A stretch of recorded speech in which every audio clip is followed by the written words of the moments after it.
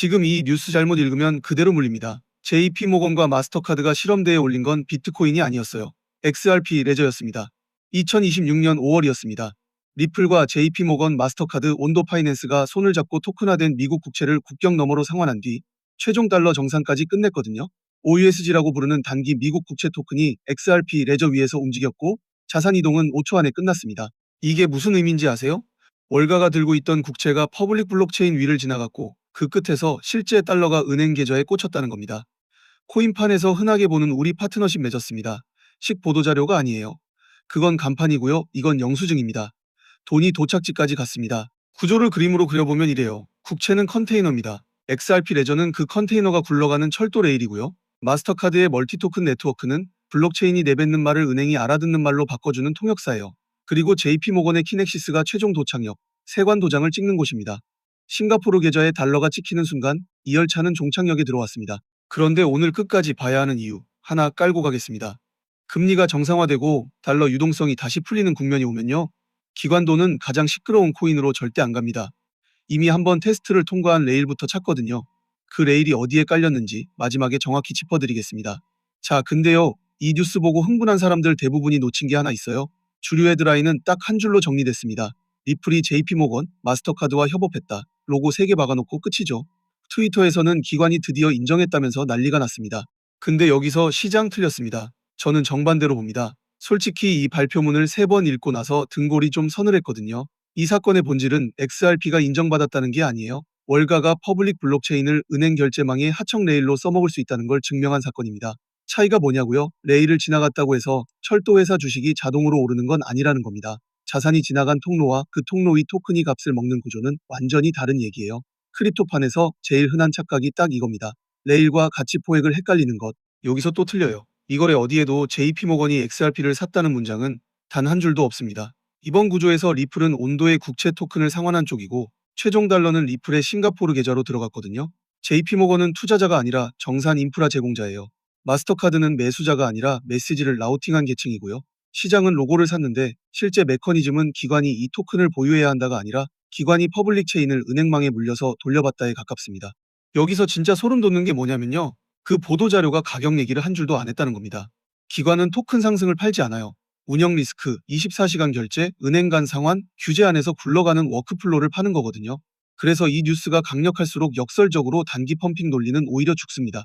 헤드라인은 간판이에요. 결제 완료는 영수증이고요. 간판은 누구나 봅니다.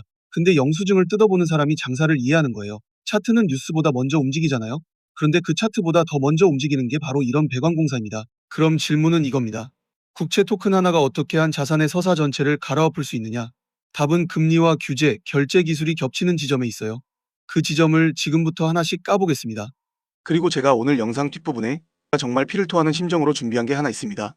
유튜브에서는 도저히 이름을 못 꺼내는 코인 하나가 등장합니다.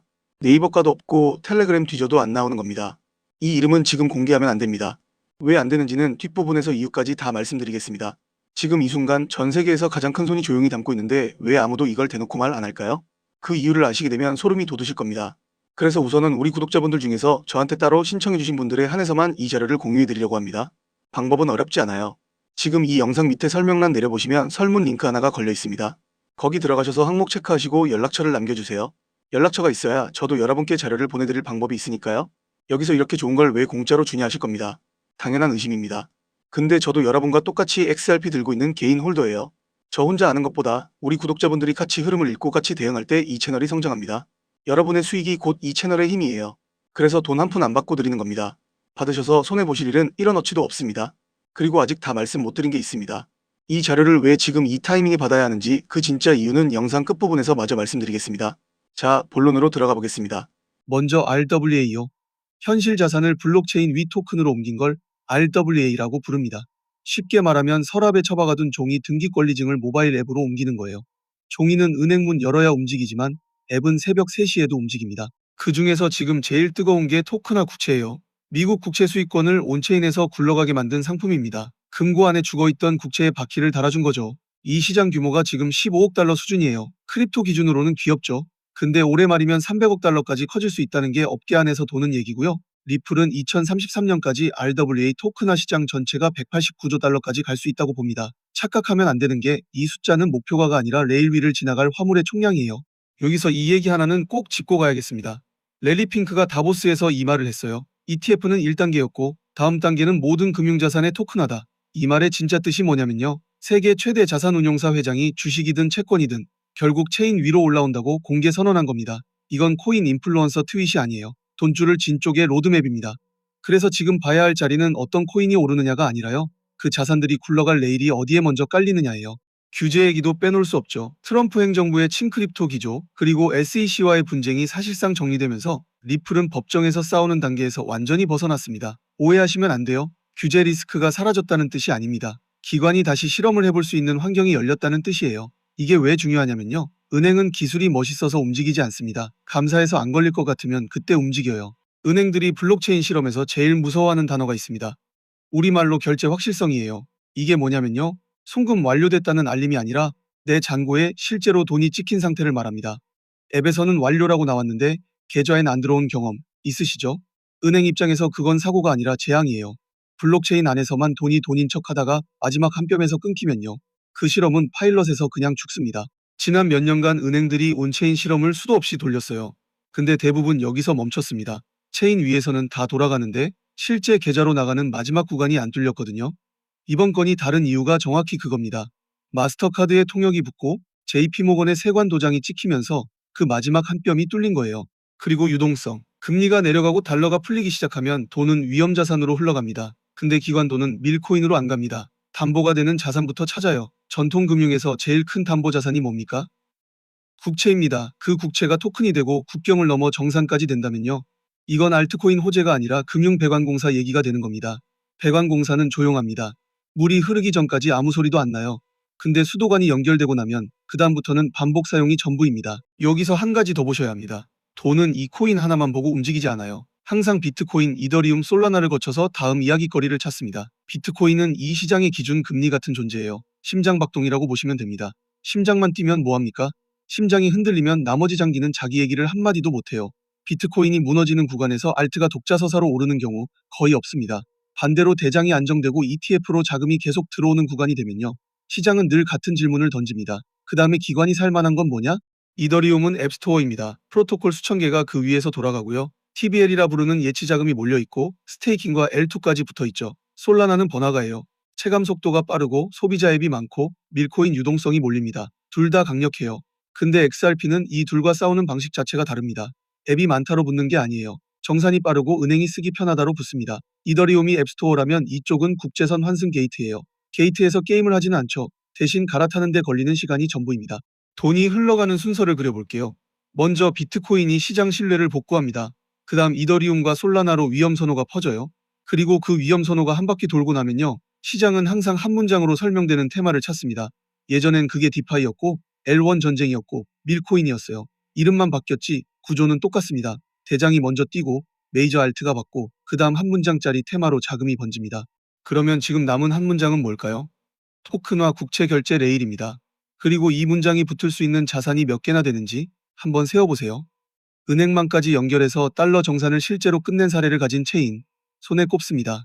여기서 게임 끝입니다. 한 줄만 외워두세요. 레일은 이미 통과했고 값은 아직 안 먹었다. 오늘 대본에서 딱 이 한 줄만 가져가셔도 됩니다.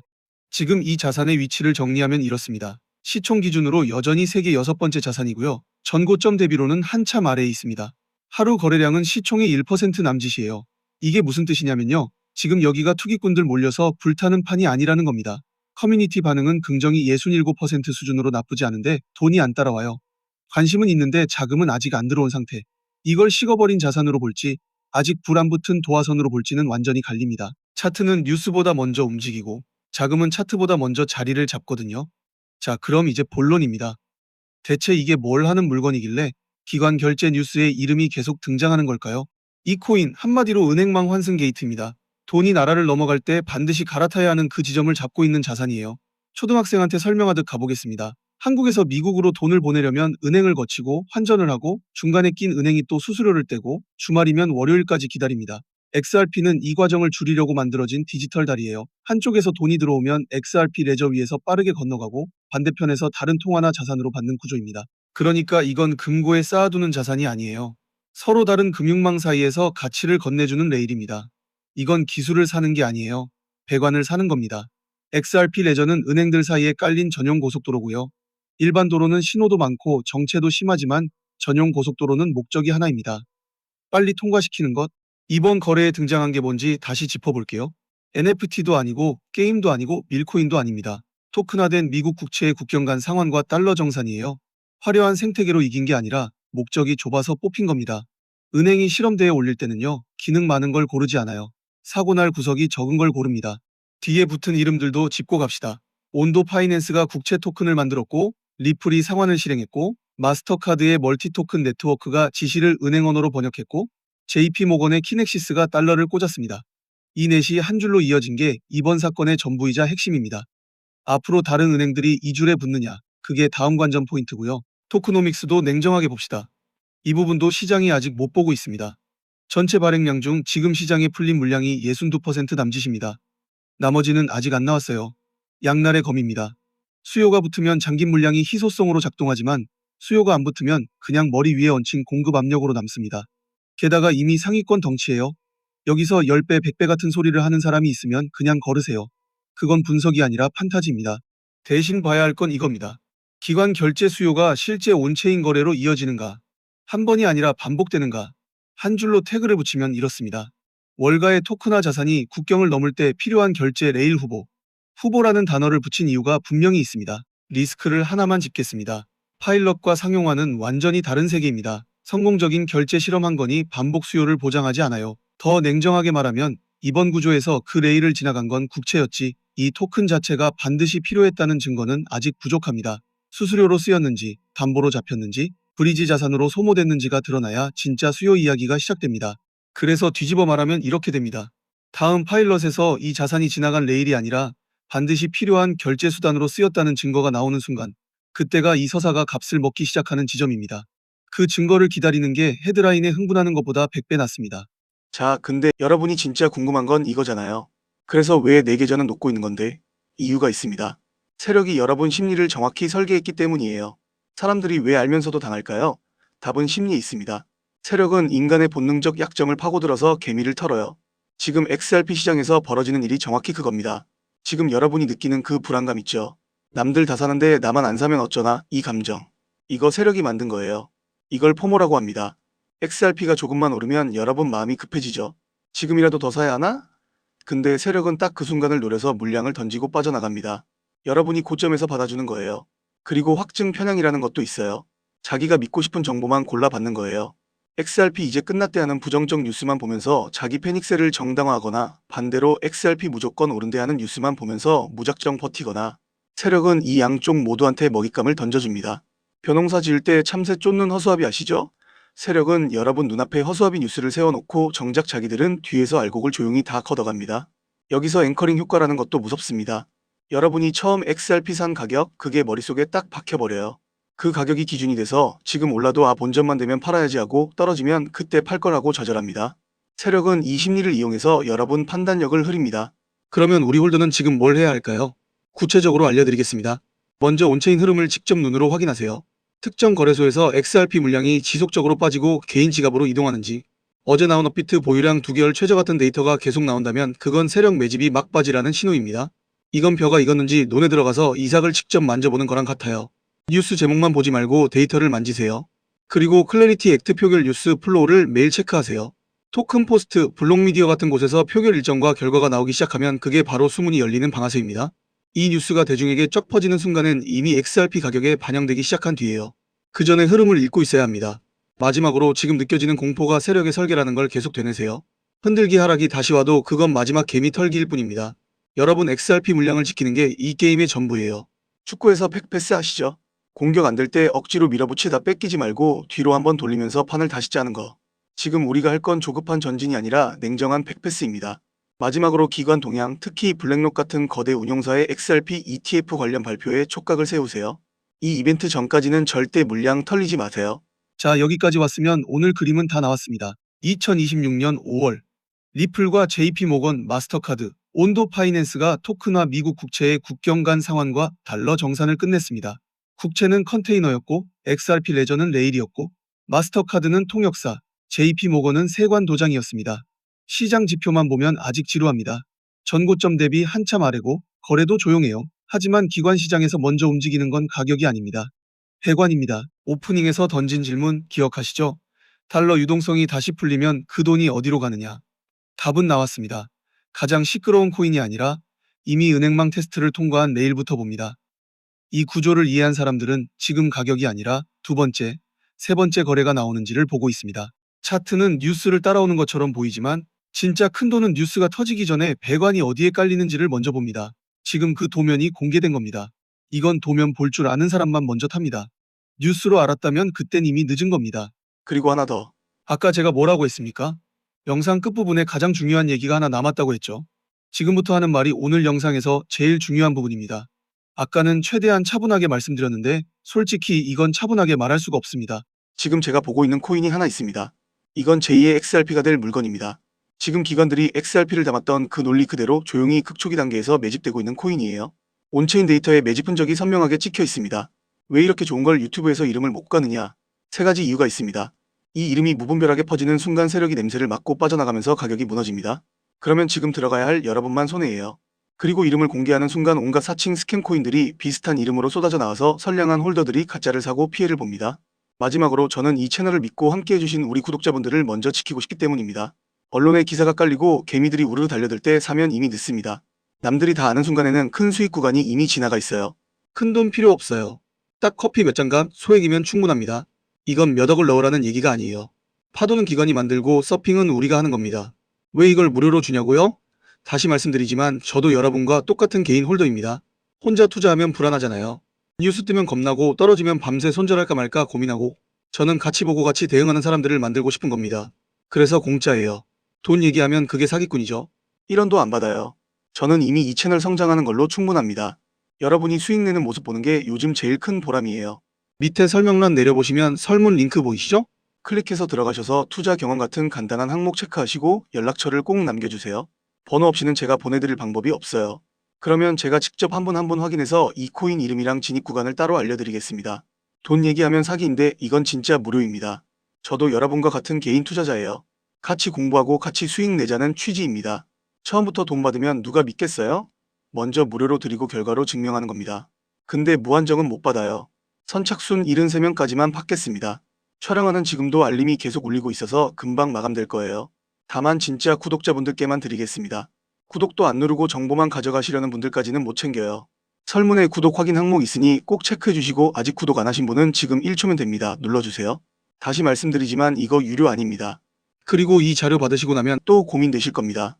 언제 사고 언제 파느냐? 그거 혼자 하시겠어요? 지금 제가 운영하는 실시간 방에서는 매일 아침 시황 브리핑부터 매수 매도 타이밍까지 같이 봅니다. 어제도 수익 인증이 17건 올라왔어요. 혼자 차트 보면서 밤새 불안해하는 것과 같이 실시간으로 대응하는 건 완전히 다릅니다. 혼자 가면 느리고 불안하고 같이 가면 빠르고 확실해요. 근데 이 방은 정원 관리를 하고 있어서 이번 신청 지나면 최소 한 달은 안 엽니다. 설문 남기신 분들 중에서 원하시는 분만 따로 초대해드리겠습니다. 판은 이미 짜여졌습니다. 세력은 이미 움직였어요. 남은 건 여러분이 그 버스에 올라타느냐 아니면 정류장에서 뒤늦게 손 흔드느냐입니다. 오늘 영상 도움되셨으면 구독하고 좋아요 눌러주시고 설문 꼭 참여하세요. 다음엔 더 큰 거 가져오겠습니다.